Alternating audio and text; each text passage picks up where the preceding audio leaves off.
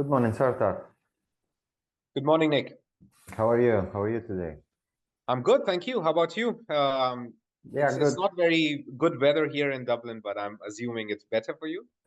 I'm in London, so yeah, Yeah, don't awesome. talk about the weather. We tend to avoid the point. So That's one thanks for topic we being should avoid today. true, very true. Yeah. Let's focus on more important things, let's say. Yes, absolutely. Right, thank you for your time, first of all, and yeah, for you being here as a CEO and founder of Smrt Stats. Is My a pleasure. company, a reality, I would say, because there is a lot more than just a company, about performance analysis and scouting.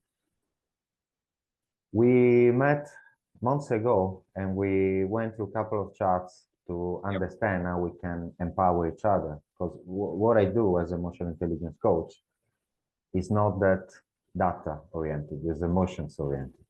What you do instead is very data oriented, and I had the opportunity to witness in details what you do, and I was like mesmerized. Wow.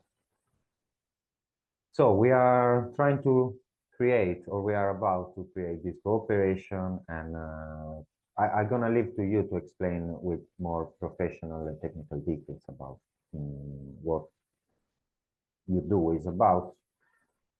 And then we're gonna talk about, from your perspective, how important is emotional intelligence and how crucial is to integrate the service for your audience and clients. First thing first, please introduce yourself as a human Sure, and as a professional. Follow. sure. And even before that, I would like to add that yeah, when we first spoke, I remember that it was months ago, and my first impression was, okay, you're doing something really interesting, but I'm very uneducated in this topic. So it was more out of curiosity than any exploration of the topic that I wanted to learn. And yeah, it's really interesting. I would say I've learned something new. Well, you learn something new every day, to be honest. Sure. But this was definitely something I did not expect to learn about, and I was pleased to learn about it.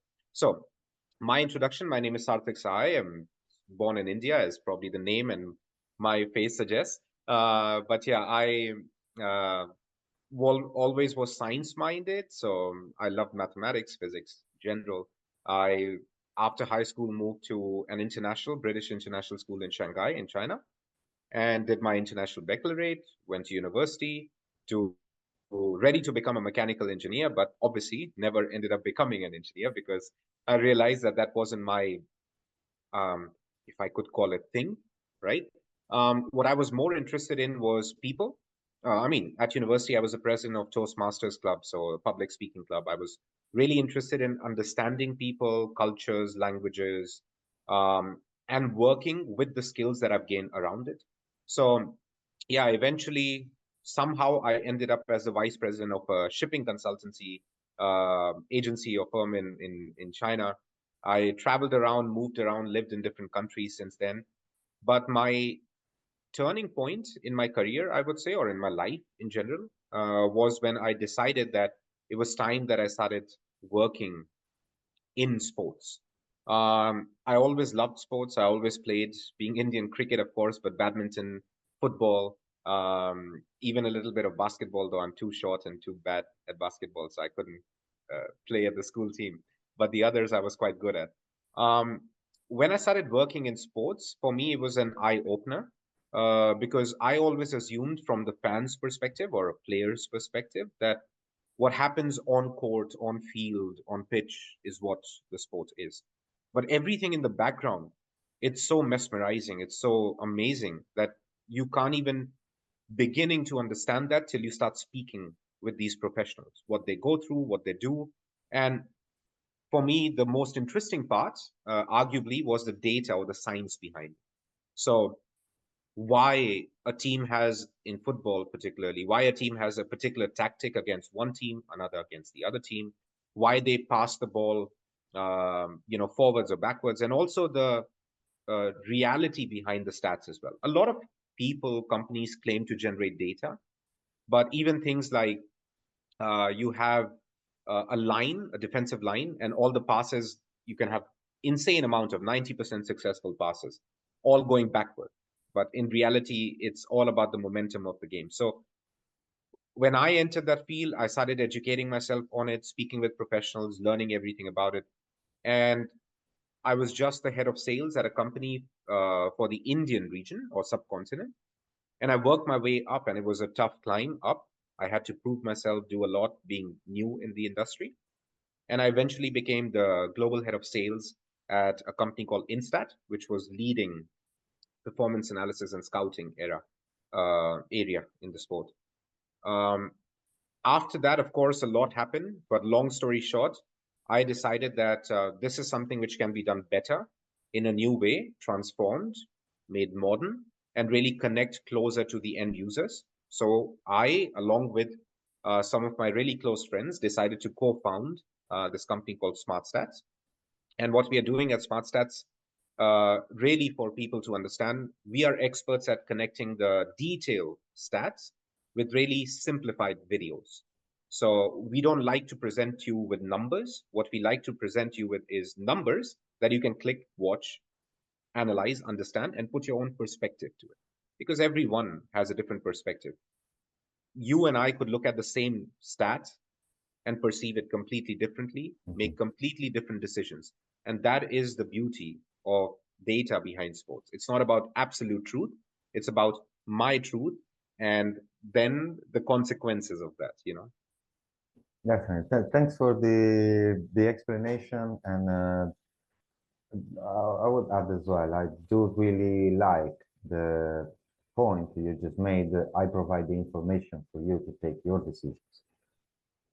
I I reiterate, I had the opportunity to see your platform in details, and you can click here and open this video. And I was like, wow, there is an amount of information that is unbelievable. Yeah, as you said, the part that we don't see about the game, sport, Yeah, broadly speaking, is wow, definitely mesmerizing. absolutely. And if I could add a bit more to that, Nick, especially what you do. And here you're the expert, so you can correct me if I'm wrong. But uh, over the past decade of working in sports and football, particularly as well, I've come across a lot of professionals who you would see on the TV and you would be like, they're the strongest individual I've ever known. But in the background, the stuff that goes on, what affects their performance, of course, but also affects their decision-making ability, their um, impact on others around them, that is something massive.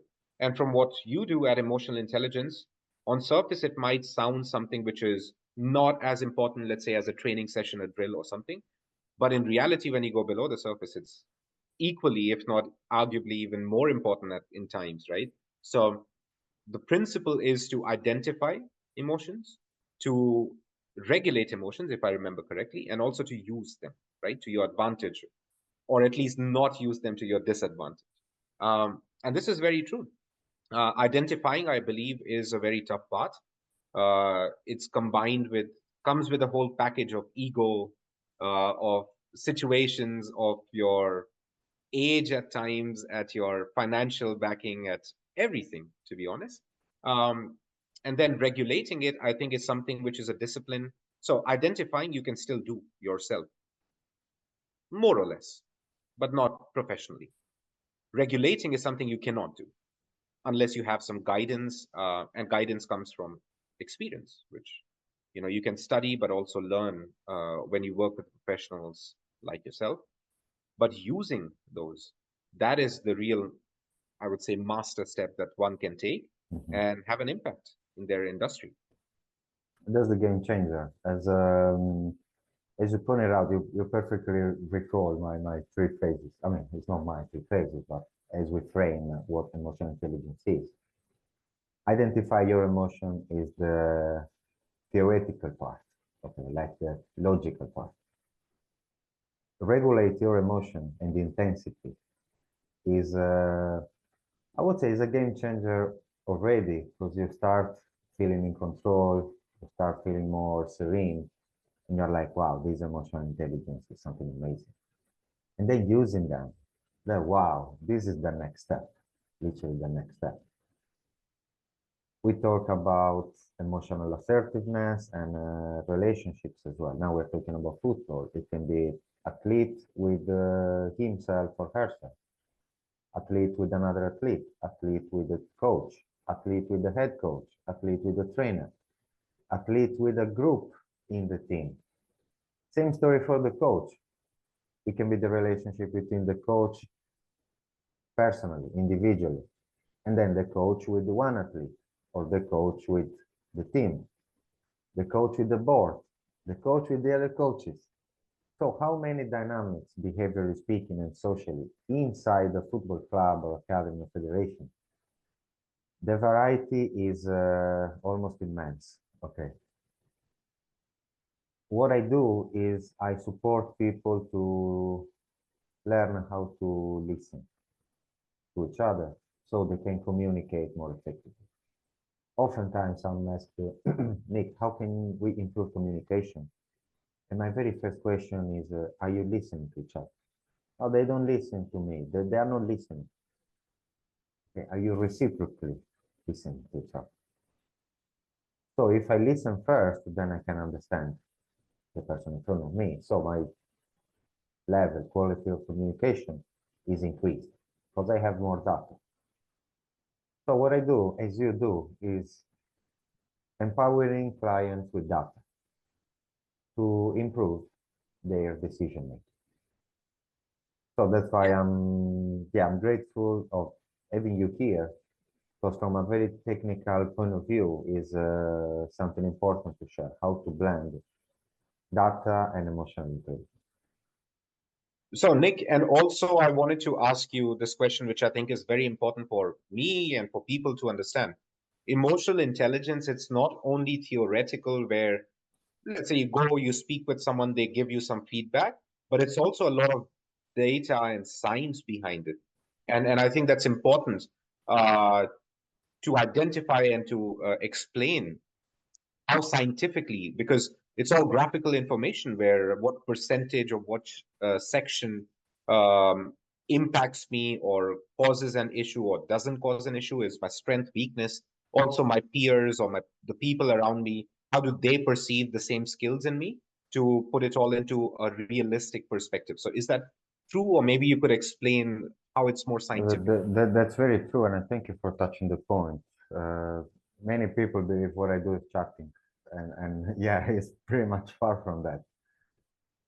So there is science, and especially the correlation between our emotion, our decision-making process, and our body, most importantly, is considered as one entity. As soon as you understand how they communicate and operate in synergy, you take control of thoughts, emotions, and behaviors. The scientific part, there are the so-called emotional quotient questionnaires, the EQ. So in order for interpret those reports and deliver them to the candidates, athletes, coaches, or entrepreneurs, of course, you go through training. You have to study I mean, a good amount. Yeah. You have to study the science of emotions, how the brain works, how do we create emotions, how do we improve relationships, what are the dynamics in that specific relationship. Because of course we have different dynamics with friends, family, work, or even in the same environment, we have a different dynamic with each member of our family, with each of our friends. It's not the same relationship, it's different. So analyzing those dynamics and work to reinforce a friendship or a professional relationship is precisely what we can do, improve, and track as well. Because it's not just theoretical. It's in my interest that all we do becomes practical, so tangible. So for entrepreneurs, how to see how the company is improving, or for an individual to see how my performance is improving. Or I'm playing more tranquil. I remember feedback from an athlete. He said, what we did together helped me to communicate better with my family. So they were able to give me the support that I was looking for.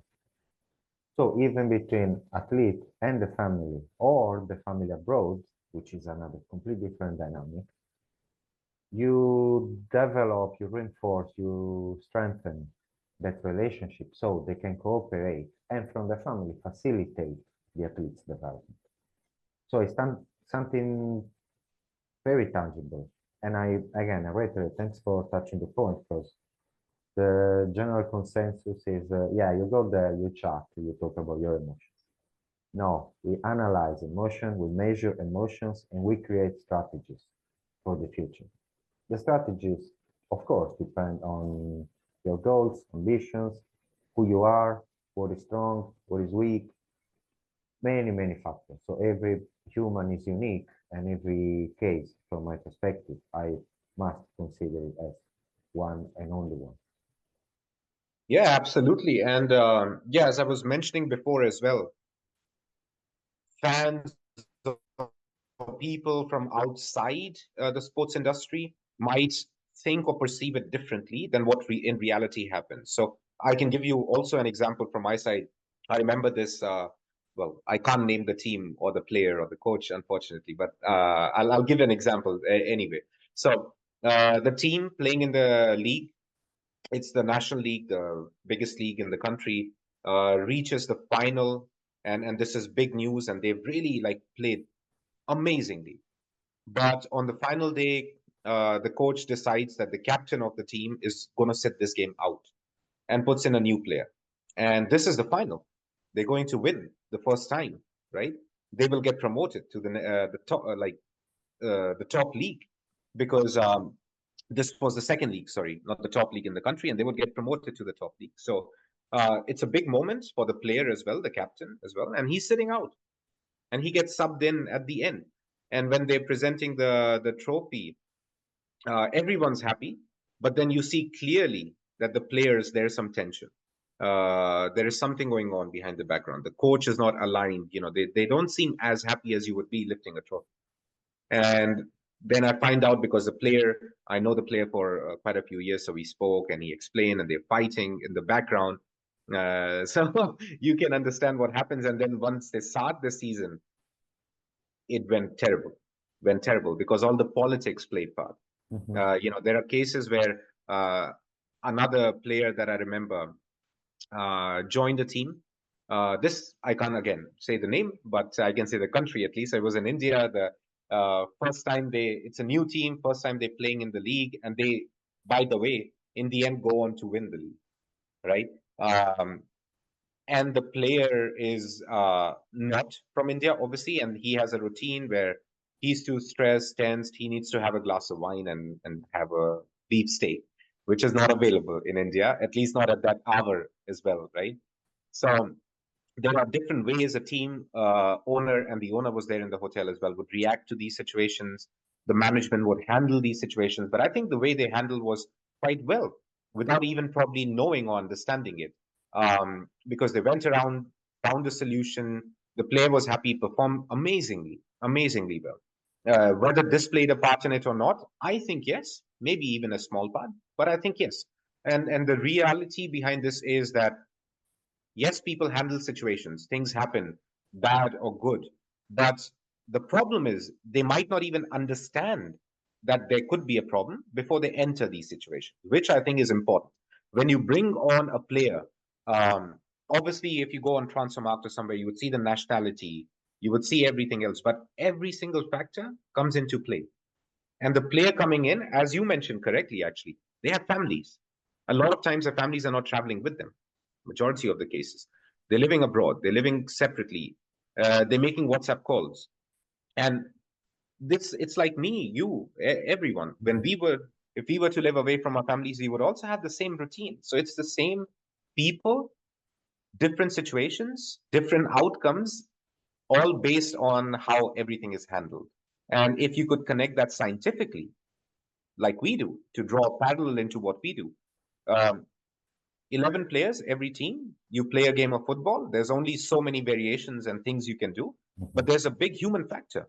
And if you could understand the science, the data behind it, and watch that data, visualize it, then you would understand exactly what's going on and exactly the areas which are your weaknesses and strengths, not only on paper, but really how it all plays out. So yeah. Yeah, it's a perfect case study on how something off the pitch influenced the outcome, the performance in the end. And I do emphasize your point about prevention of a problem. Don't wait for the problem to be there. And put me back to mind a quote that I love. Resolve a problem is intelligence. Prevent a problem is wisdom. So the Yes. wiser entrepreneurs, the wiser football teams, federations, academies are working on preventing the problems because resolution takes a lot longer and, of course, more effort too. Yeah, exactly. And this is a beautiful quote, by the way. I didn't hear it before, so yeah, thank you for sharing that. And I would like to add here that that's exactly why I thought that speaking with you, learning about what you're doing makes a lot of sense, because arguably what we do is cover everything that happens on the football field.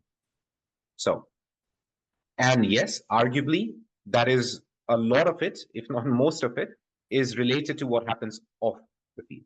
But we cannot control, analyze that. We can present the results basis of maybe something that happened.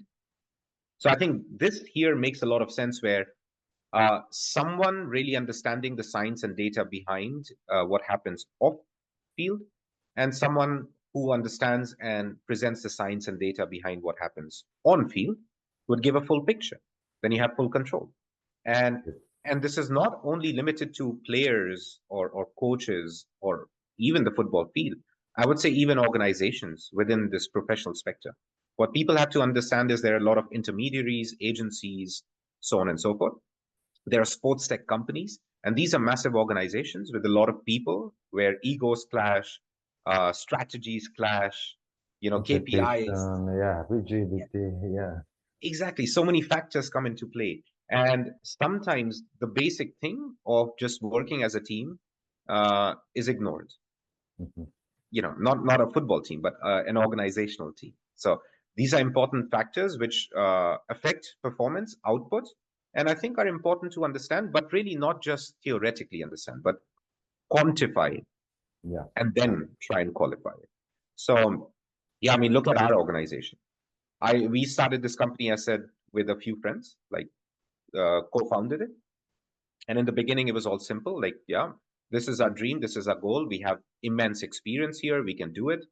And then when you start adding one person after the other person after the other person, because it takes a lot of match analysts to analyze and generate data on 4,500 matches a month. It's a massive operation.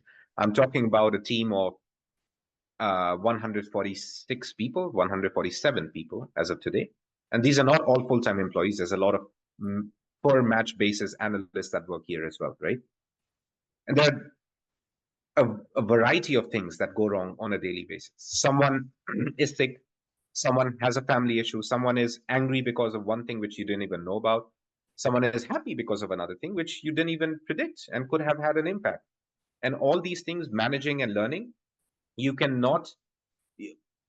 I, as I said in the beginning, I studied to be a mechanical engineer, but am I a good mechanical engineer or a good engineer? No, I would be probably one of the worst because I don't have any experience in it.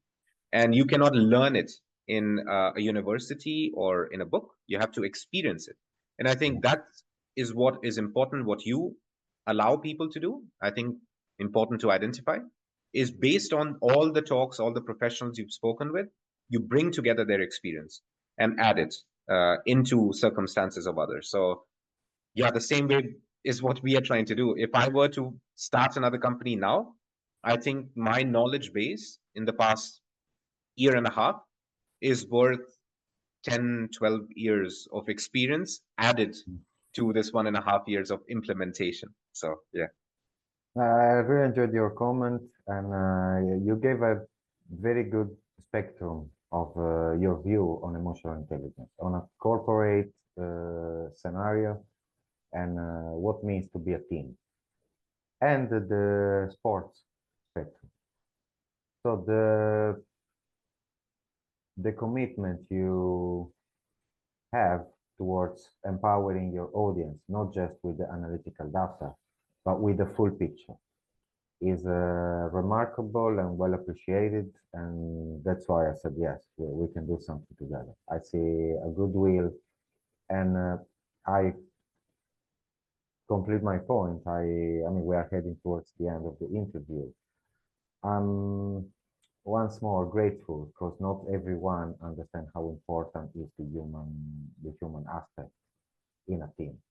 Then I'm happy that you deal with 100 people, so you understand how many things behaviorally, socially, emotionally, as a team, as individuals are involved in such an operation day-to-day basis.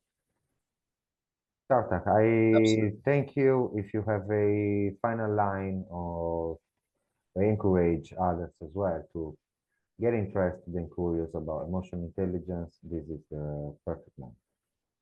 Yeah, absolutely. Look, for me, again, I've educated myself based on what you told me, learned about it, and that's very important. And figured out in the end that actually what I used to believe, that what's happening off pitch, how do you quantify that, qualify that? How do you make it have an impact in the good way on field as well?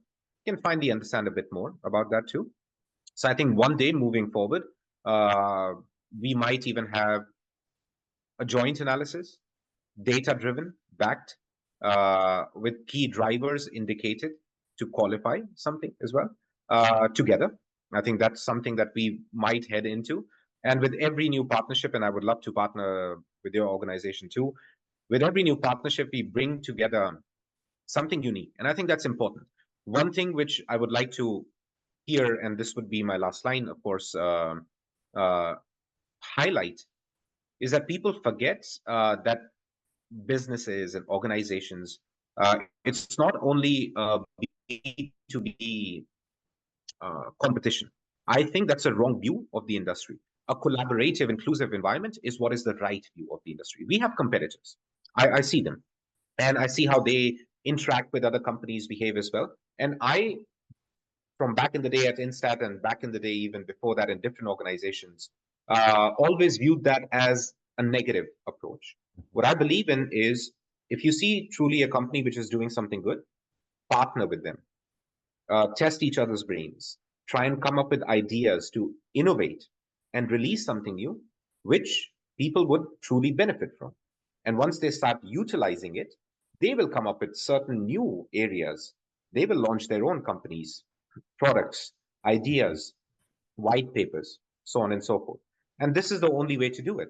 So I would say that, yeah, if we now partner, obviously I would be able to also provide a new aspect, which a lot of people don't know how, let's say, firstly, a lot of people don't even acknowledge exists. And then secondly, if they do acknowledge exists, finally, they don't know where to go, what to do about it. So I think we will finally be able to address this issue. And flipping the coin, coming to your side as well, I believe that a lot of people that speak with you and communicate and try and master their emotional intelligence would also then be able to draw a parallel, come on field and look at the data and the science behind it and utilize it to their benefit. So scientifically driven life through and through. Thank you, Sarthak. I will not add any word. I mean, you framed it perfectly. You gave good reasons and foreseen benefits that we are aiming to empower the audience with a more holistic, let's say, view and understanding of data on the technical side and the emotional, psychological, and behavioral side. Perfect. I thank you for your time. Likewise. I wish you, yeah, a good continuation of your day. Likewise. Bless. Thank you, Nick. Okay. Thank you. Thank you.